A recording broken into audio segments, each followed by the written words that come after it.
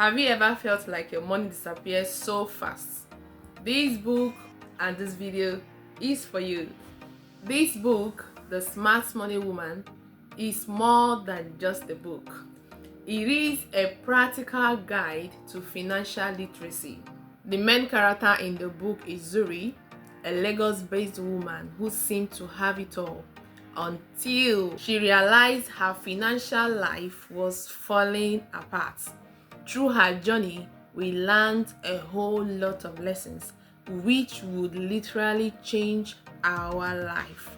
So in this video, I'm going to share 5 top lessons that stood out for me personally, and I'm very sure you're going to learn a lot from me too, and I'm sure it's gonna bless you mightily. I'm very sure about that.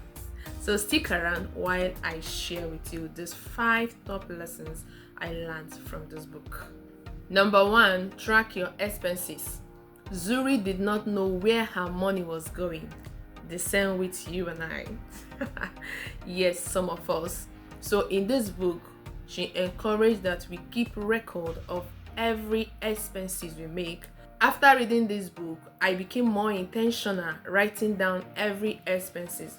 Though I used to do it, but this time around, every dime matters. Like every naira, every dollar matters. So what this does for us is that we know where our money is going. You are able to keep account, you are able to track down every expenses. And if we intentionally do this, we're able to know if our money is actually going to the right place. In the case of Zuri, her money were going to different things that were of no value. Ashebi, like from the book, she can do ashebi for anybody, like expenses, even going for dinner with her friends, they go eat, all those things. If you don't keep record of them, you'll be surprised that your money is going to where it is not supposed to go to. So keeping track of our expenses helps us personally. Like, it's an intentional journey for every one of us that want to be a smart man or woman. So the number 1 lesson for me is tracking our expenses. Tracking helps us to cut unnecessary spending and to save more. Number 2 is build an emergency fund. Life can be unpredictable. From this book, one of the major wake-up calls for Zuri was realizing that she didn't have any savings.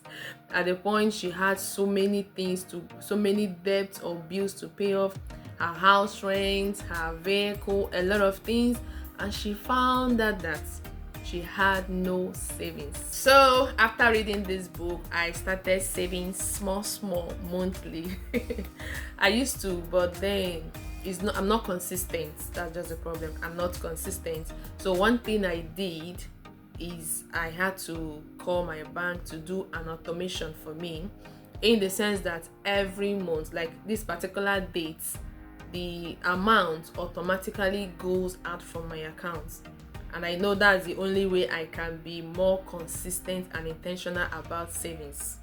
Maybe if you struggle with savings like me, I think this is what you can also do. You do automation, in the sense that you're not thinking of should I or should I not. No, once the date reach, your bank will just remove it from your account. Simple. I think that's the remedy. I don't know, but that's the remedy for me. I don't know about you. I don't know how best that work out for you, but whichever way that works out for you, the goal is to save no matter how little. It can be weekly, bi-weekly, monthly.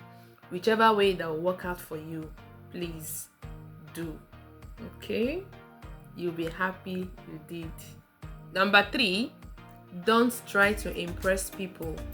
Zuri learned that living for other people's approval leads to poor financial decisions. And I've come to realize that this is where most of us fall into. We want to feel among. We want to buy the latest car, rent the latest building, a lot of competition. Yes, let me use the word competition. So a lot of us want to feel among. But from this book, you will learn that it leads to poor financial decision. So whatever that we need to do, let's do it within our means. It's not about competition or trying to keep up in a level we know we cannot maintain, or starting a lifestyle that you know that your financial status cannot carry it. So let's not fall into that temptation. Do within your means. Don't try to impress anybody. Okay? Number 4, learn about investing. This book encourages women, let me add men. It encourages every one of us to learn how to invest and grow our money. I didn't know much about investing, but this book sparked my curiosity. And in my mentorship group, our mentor asked every one of us, there was something she did to us, everybody operation 1 shares, at least 1 shares. This book was read in March 2025. So now I'm reading more, learning more about investing, and I'm taking small steps. Yes, so as of March, I bought 1 shares in a real estate company, and 1 shares in a telecommunication company. So how it happens that I think one of them is monthly dividends, the other one is quarterly dividends. So what it does that every month or quarterly I receive my dividends, which serves as a passive income. Okay, I'm so happy that I read this book, and the kind of knowledge I'm really getting, or I got from the book, was so mind-blowing. And that's why I said I'm gonna share it so that someone else can also learn.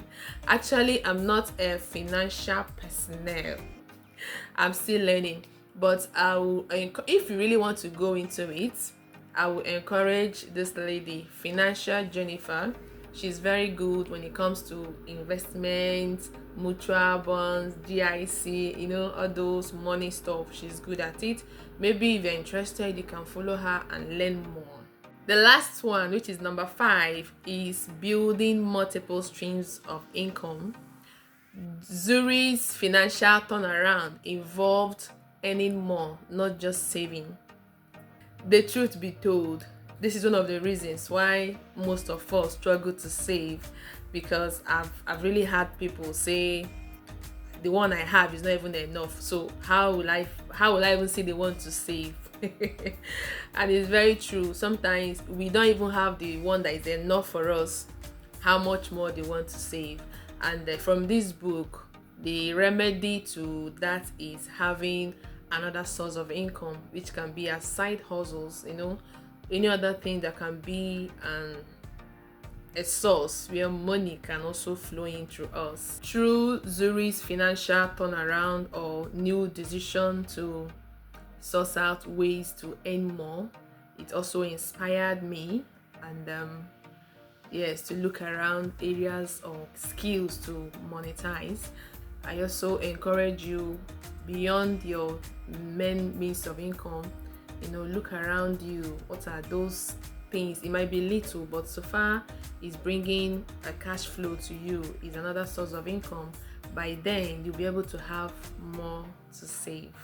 This book reminded me that being smart with money is about discipline, not income level, because I've seen situations whereby 2 people can be earning the same amount of money, for instance.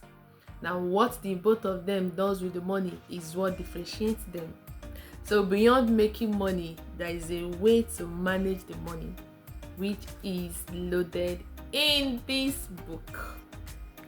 Whether you are starting out or already earning, your financial habit matters a lot. If you've read the Smart Money Woman book, please, I would like to hear from you in the comment section. Lessons that stood out for you personally, and if possible, actions that you have taken as well. And if you have not read, I sincerely and highly recommend. And if you are still watching to this point, Thank you so much for watching. I truly appreciate. Can you also please do me a favor by liking the video? Can you also please subscribe to my channel? Thank you so much. I will see you in the next video. Take care.